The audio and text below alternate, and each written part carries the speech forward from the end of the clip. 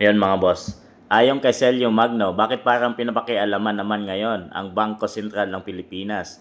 Last time I checked, BSP is supposed to be independent. Hindi trabaho ng Executive Secretary pakialaman ang BSP. Tama na po siguro, pinakialaman na ang PhilHealth at PDIC. Huwag naman ang monetary policy ng BSP. Parang lahat ng pondo ng pera sa ating bansang Pilipinas ay kunin na nilang lahat mga boss. Okay din to si Ralph Recto, ang kanyang nagiging trabaho mga boss. PhilHealth Funds, PDIC, ngayon naman ay Bangko Sentral ng Pilipinas. Pinapakialaman na, baka kukunin na naman mga boss at sinabing ipupundo para sa mga flood control projects.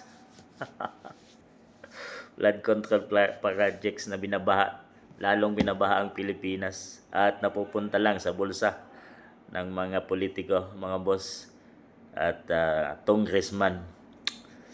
Ay nako buhay. Ano ba talagang trabaho ni Ralph Recto? Talagang halos lahat na ng pundo ng pera ng Pilipinas gusto na nilang kunin mga boss. Kawawa naman tayong mamamayang Pilipino. Wala na. At di pa nila masauli yung PhilHealth funds mga boss. Na kukunin pa nila sa budget ng Pilipinas. Proposed budget para sa 2026. So nasaan na yung 60 billion?